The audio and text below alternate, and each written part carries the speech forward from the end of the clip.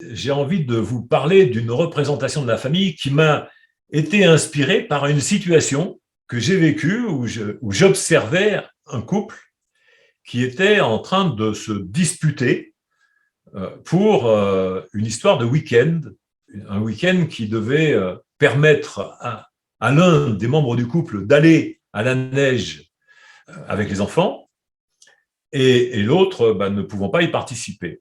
Donc, la discussion a amené les protagonistes à discuter fortement au point même de laisser des traces durables dans la relation et la dégradation de la relation.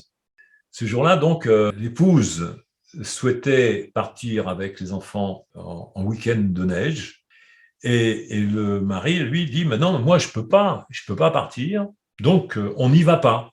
On n'y va pas. » Parce que la famille, c'est « on ». Et là, ce « on » a fait que on peut y aller, disait l'épouse avec les enfants. On ne peut pas y aller, disait le mari, puisque lui, il était pris par une activité professionnelle qui, pour lui, l'empêchait de pouvoir se joindre à sa femme et à ses enfants. Le week-end des enfants et de la mère était compromis. Alors, quand j'observais ça, je me suis dit qu'il y avait deux représentations de la famille qui étaient en train d'être discutées. J'étais un peu perplexe parce que je me demandais comment bien en témoigner, comment faire passer le message à l'un et à l'autre. Donc, je vais quitter ce couple parce que c'est après que j'ai pu conceptualiser et me représenter plus clairement cette situation.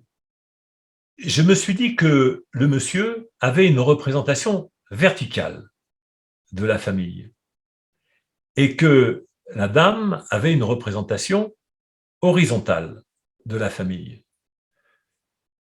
Pour bien faire cela, j'ai imaginé que j'allais poser des verres sur la table.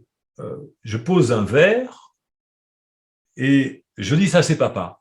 Ça c'est un pilier de construction de la famille. Et le deuxième pilier, c'est maman. Donc, avant de devenir papa et maman, c'est monsieur et madame. Quand ils se rapprochent, ils vont faire couple. Ils préservent quand même une part d'identité individuelle à ce moment-là. Après, ils vivent ensemble et ils vont construire une relation de type familial.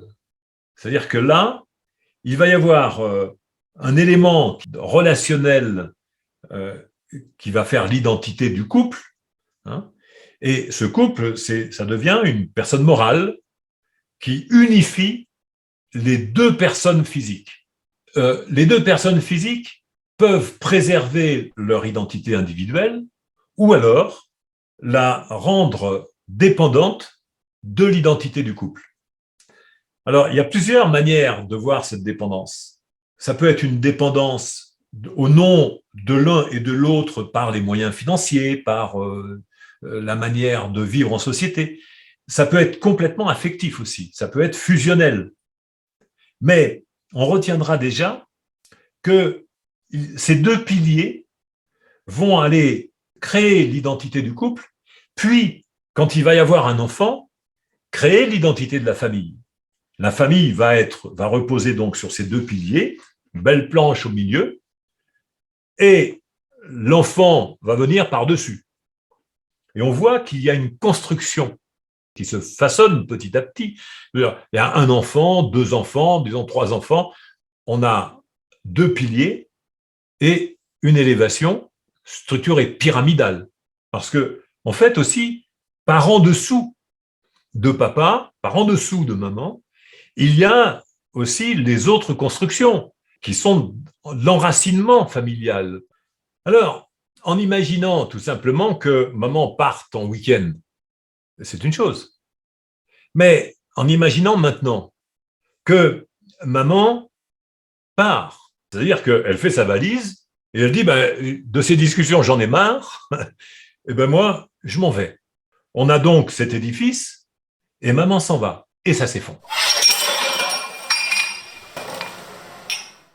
Vous avez entendu le bruit? C'est de la faute de qui? Alors on va se dire, mais c'est la faute de celui qui part ou de celle qui part. Mais regardez, tout à l'heure, je vous ai dit, c'est une représentation de la famille. Est-ce que c'est cette représentation de la famille que maman avait? Est-ce que c'est cette représentation de la famille que papa imposait? Alors, tant qu'il n'y a pas de discussion sur la représentation de la famille, ben, finalement, ça arrange tout le monde. Mais remarquez bien que ça n'est qu'une représentation qui interfère directement sur la réalité des relations. Et là, l'impact de la représentation de la famille hiérarchisée, parce que c'est bien ça, il y a une forme de hiérarchie dans cette représentation de la famille. C'est une hiérarchie, un modèle pyramidal qu'on retrouve dans les entreprises, qu'on retrouve dans la présentation des organigrammes. Et remarquez que ça crée une sorte de dépendance, d'aliénation dans la relation. Ça empêche l'exercice d'une liberté. Tout à l'heure, je vous disais, il est possible d'imaginer une représentation horizontale de la famille. Je prends un couple. Je dis, monsieur est là, je pose monsieur. Je pose maintenant madame. Ai-je besoin de mettre un plateau pour dire voilà le couple, c'est-à-dire aliéner le couple? Ça a été cette recherche forte de la sédentarisation des relations.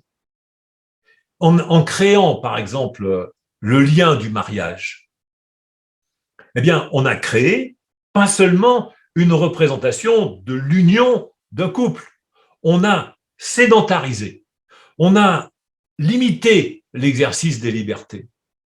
Et c'est une représentation forte, je dirais même violente, de la relation à l'existence. J'ai donc posé, madame, maintenant ils font un enfant. On peut le poser au milieu, à côté, de sorte qu'il n'y ait pas un sentiment du poids de cet enfant qui pèse sur le couple et qui empêche la liberté de l'un et de l'autre. L'un peut aller prendre de la distance, s'éloigner, revenir. La famille continue d'exister dans une autre représentation. Là, la représentation horizontale. Donc, je vous propose de bien réfléchir à cette question. Avez-vous dans la tête une représentation horizontale ou une représentation verticale? Qu'est-ce que vous faites interférer dans la relation avec autrui?